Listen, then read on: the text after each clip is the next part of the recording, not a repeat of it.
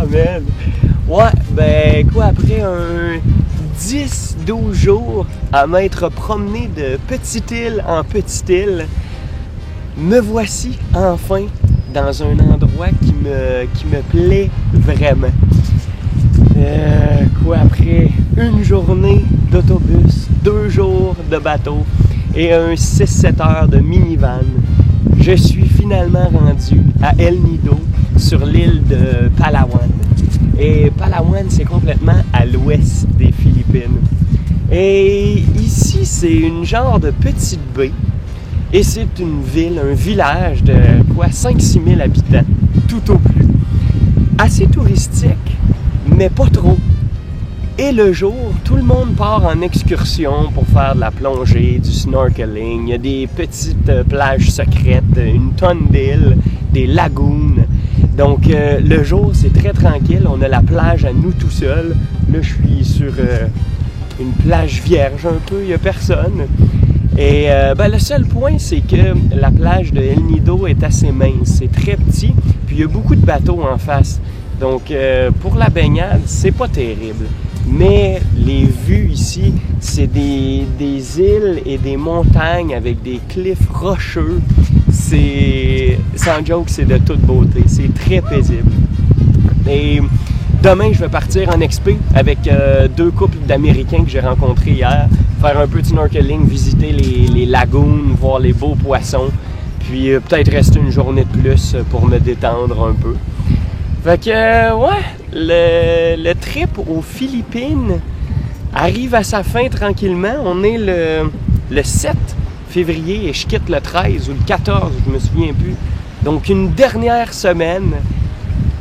C'est le fun de le passer sur les îles. Si j'ai le temps, je vais me rendre à Boracay, qui est la grosse place party qui ressemble un petit peu à la Thaïlande, Koh Phi Phi, Koh Tao, Koh Samui, Copenhague. Donc, si j'ai le temps, je pense pas, par exemple. Les transports sont tellement lents, il faudrait que je prenne peut-être 2 avions. Donc, je vais voir. Mais non, je continue d'apprécier. C'est la première belle plage que je vois ici. Mais je suis juste déçu, on peut pas se baigner vraiment. Fait que, en tout cas, je continue ma marche. J'ai d'autres choses à voir autour. Fait que, claquer peut-être un petit jogging. Ouais, il fait pas trop chaud, c'est nuageux un peu. Fait que, checker les images.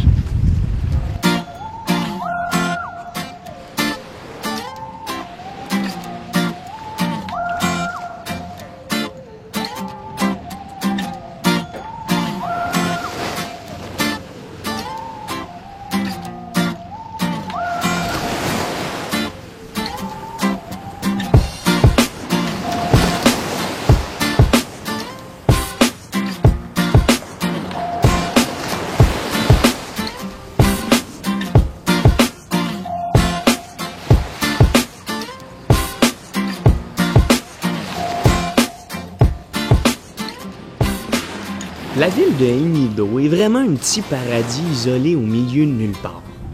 Et comme c'est assez difficile de s'y rendre, bien ça décourage pas mal de monde. Ce qui fait qu'ici, bien l'endroit ne vit pas un développement touristique ravageur qui trop souvent transforme un site magnifique et paisible en une station balnéaire entourée de gros hôtels où des tonnes de touristes affluent. L'endroit a su conserver son cachet. Et malgré la présence de visiteurs, on réussit facilement à se sentir au bout du monde, sur son île déserte. L'emplacement est reconnu pour ses spots de plongée incroyables, des tonnes de poissons multicolores et plusieurs épaves de navires japonais datant de la Deuxième Guerre mondiale. El Nido signifie le nid en espagnol, parce qu'on y trouve des nids comestibles de salangan, qui utilisent les petites crevasses des falaises de calcaire, parfaites pour y construire un nid d'oiseau.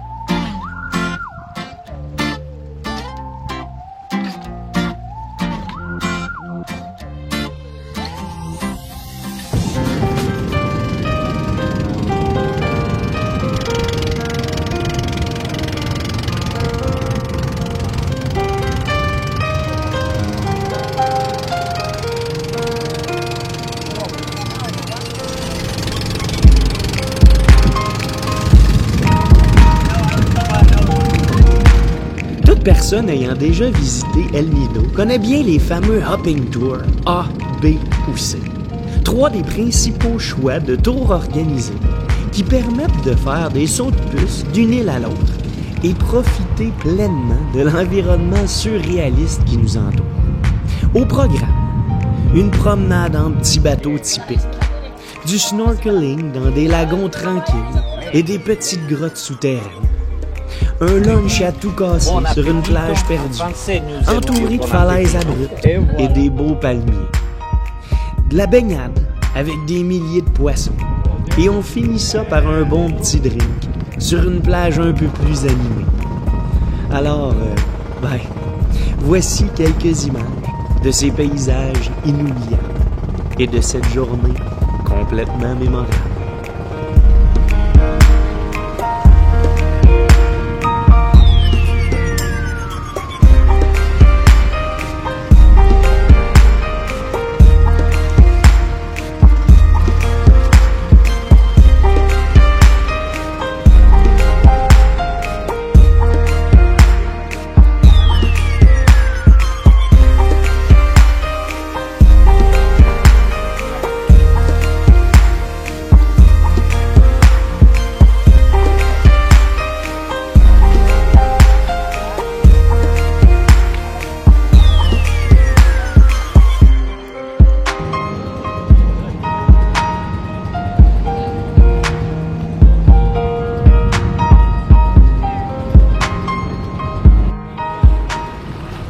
Le gouvernement philippin a fait d'El Nido un sanctuaire pour les tortues. Et une immense zone a été déclarée réserve maritime au statut de zone protégée, afin de conserver l'écosystème terrestre de la région. Espérons que cette protection spéciale pourra ralentir la dégradation de l'environnement. Mais à votre place, je ne perdrai pas de temps et j'irai profiter le plus vite possible de ce patrimoine mondial de beauté.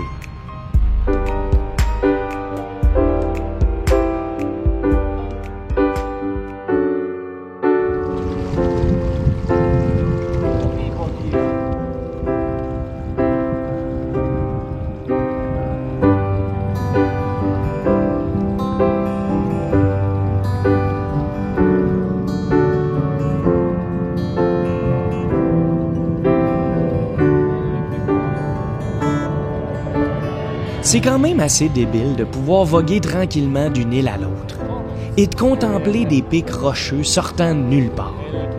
Des pics rocheux escarpés, rongés à la base par l'eau violente des tempêtes. On se croirait dans un film irréaliste où on part à la recherche d'un monde perdu, un monde oublié qui cache des multiples merveilles. Mais le meilleur dans tout ça, c'est que c'est pas un film. Et on peut vraiment vivre ce moment grandiose. Il suffit juste de profiter de tout ça et de capter chaque image dans notre mémoire et de les conserver au plus profond de notre âme.